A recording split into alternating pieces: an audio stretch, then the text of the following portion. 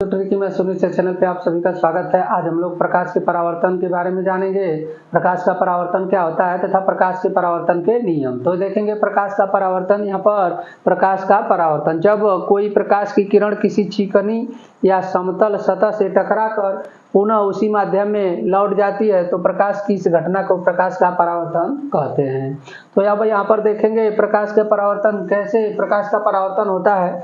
तो अगर हम देखें तो यहाँ पर यह कोई चिकनी सतह है जहाँ से प्रकाश टकराकर पुनः उसी माध्यम में लौटता है, उसे परावर्तक पृष्ठ भी कहते हैं। तो यह कोई चिकना सतह है।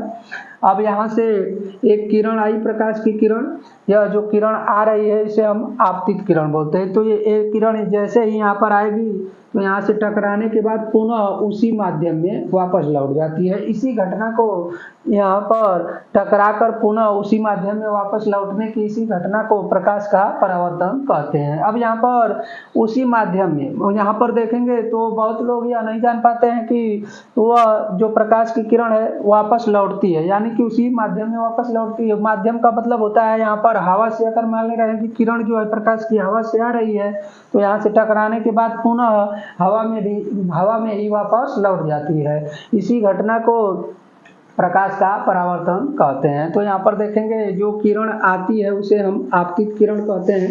यहाँ पर टकराने के बाद पुनः जो किरण वापस जाती है उसे परावर्तित किरण कहते हैं। तो यह किरण जो है वापस जा रही है तो इसे हम परावर्तित किरण कहते हैं। और यहाँ पर जिससे टकराती है वो चिकना सतह या परावर्तक पृष्ठ होता है। और यहाँ पर देखेंगे तो ये बीच में जो है यह हमारा अभिलंब है। यहाँ पर ये बीच में अभिलंब है और अभिलंब और अभिलंब और आपतित किरण के बीच में जो कोण बनता है उसे आपतन कोण कहते हैं। और अभिलंब और परावर्तित किरण के बीच में जो कोण बनता है उसे परावर्तन कोण कहते हैं। आपतन कोण को I से प्रदर्शित करते हैं और परावर्तन कोण को R से प्रदर्शित करते हैं। तो इस तरह से हम यहाँ पर बता सकते हैं प्रकाश के परावर्तन को। जब कोई प्रकाश की किरण किसी चिकने या समतल सतह से आकर टकराती है, टकराने के बाद पुनः उसी माध्यम का मतलब हवा से अगर आ रही है तो हवा में ही पुनः चली जाती है, उसे हम माध्यम कहते हैं। तो जब अगर मान ले रहे हैं कि हवा से प्रकाश की किरण आ रही है, यहाँ से टकराने के बाद हवा में ही वापस चली जा रही है तो इसी घटना को प्रकाश का परावर्तन कहते हैं। अब यहाँ पर देखेंगे तो बीच में जो है यहाँ पर हमारा अभिलंब है। तो अभिलंब और आपतित किरण के बीच में जो कोण बनता है उसे आपतन कोण कहते हैं। और यहाँ पर अभिलंब और परावर्तित किरण के बीच में जो कोण बनता है उसे परावर्तन कोण कहते हैं। आपतन कोण को I से प्रदर्शित करते हैं और परावर्तन कोण को R से प्रदर्शित करते हैं। तो इस तरह से हम प्रकाश के परावर्तन के परिभाषा लिख सकते हैं। जब कोई प्रकाश की किरण किसी चिकनी या समतल सतह से टकराकर पुनः उसी माध्यम में लौट जाती है तो प्रकाश की इस घटना को प्रकाश का परावर्तन कहते हैं। इस तरह से हम इसका फिगर भी बना सकते हैं। यहाँ पर प्रकाश की कोई किरण है, यहाँ पर चिकनी सतह से टकराकर पुनः उसी माध्यम में वापस लौट गई तो यहाँ पर जो किरण आती है उसे आपतित किरण कहते हैं। यहाँ पर जो किरण टकराने के बाद पुनः उसी माध्यम में जाती है उसे परावर्तित किरण कहते हैं। बीच में जो होता है वो हमारा अभिलंब होता है।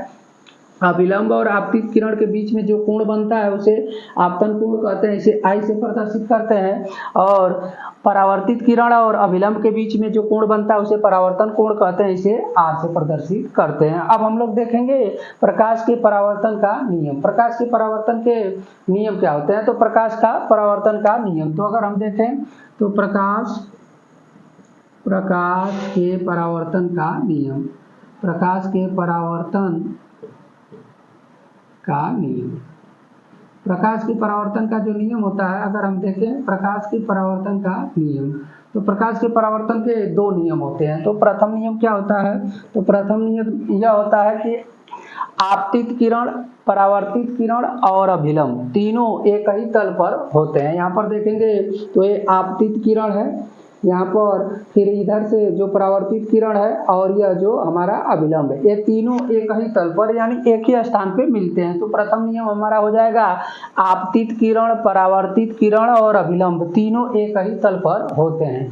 तो यहाँ पर हम प्रथम नियम में यहाँ पर परावर्तन के दो नियम होते हैं। दो नियम में प्रथम नियम में हम लिखेंगे आपतित किरण, परावर्तित किरण और अभिलंब तीनों एक ही तल पर होते हैं। तो यहाँ पर प्रथम नियम में लिख देंगे आपतित किरण तथा परावर्तित किरण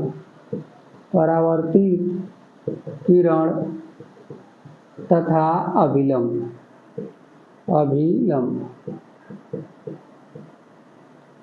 तीनों एक ही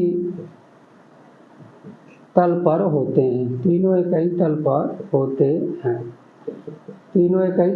हैं। प्रथम नियम हमारा हो जाएगा।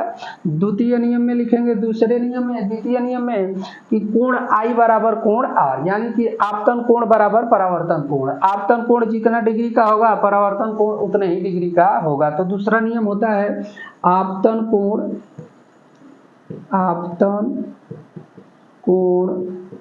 बराबर परावर्तन कोण,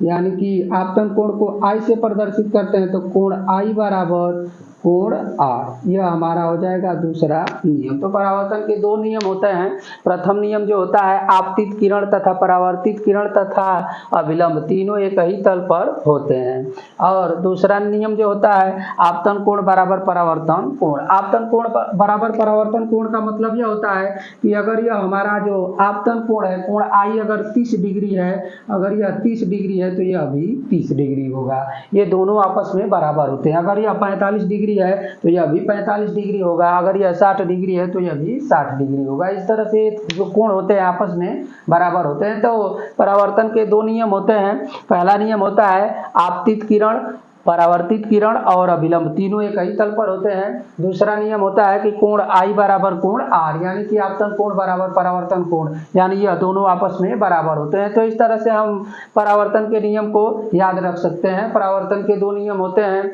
आपतित किरण, परावर्तित किरण और अभिलंब तीनों एक ही तल पर होते हैं। दूसरा नियम होता है आपतन कोण बराबर परावर्तन कोण। अब हम लोग देखेंगे इस पर कुछ आधारित सवाल। समतल पृष्ठ पर आपतित किरण अभिलंब के साथ 45 डिग्री का कोण बनाती है, तो परावर्तित किरण अभिलंब के साथ कितने डिग्री का कोण बनाएगी।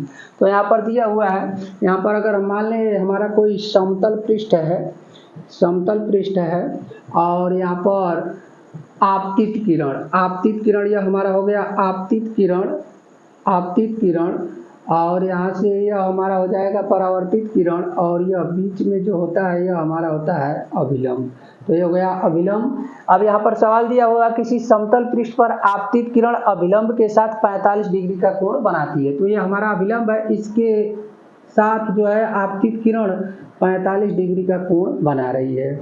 अब हमें परावर्तित किरण अभिलंब के साथ कितने डिग्री का कोण बनाएगी यह हमें बताना है, यानी कि यह कितने डिग्री का कोण बनाएगी यह हमें बताना है। यह जो होता है यह हमारा आपतित किरण होता है, आपतित किरण, यह हमारा आपतित किरण है और यह हमारा परावर्तित किरण है, परावर्तित किरण।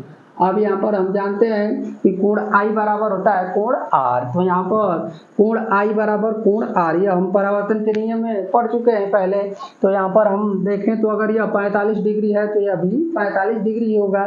तो अगर हमें दिया हुआ है कोण I बराबर, हम जानते हैं कोण R होता है, तो कोण I दिया हुआ है हमें यहाँ पर 45, तो कोण I अगर 45 दिया हुआ है तो कोण R भी 45 डिग्री ही होगा। तो यहाँ पर हम लिख देंगे कोण R बराबर 45 डिग्री, क्योंकि यह दोनों आपस में बराबर होते हैं। तो कोण R भी हमारा यहाँ से कोण I 45 दिया है तो यह जो आएगा कोण R वो भी 45 डिग्री होगा। तो यह जो कोण होगा परावर्तित किरण और अभिलंब के बीच यह भी 45 डिग्री का होगा। तो हमारा जो आंसर होगा वो 45 डिग्री हो जाएगा, क्योंकि परावर्तन के नियम में हम जानते हैं कि कोण I बराबर होता है कोण R। तो यहाँ पर कोण I दिया है 45, तो कोण R भी 45 डिग्री होगा। तो इस तरह से हम इसको बता देंगे। तो इस तरह से हम यहाँ पर अगर सवाल पूछे तो उसको हम लगा सकते हैं। तो यह अब आज के वीडियो में बस इतना ही।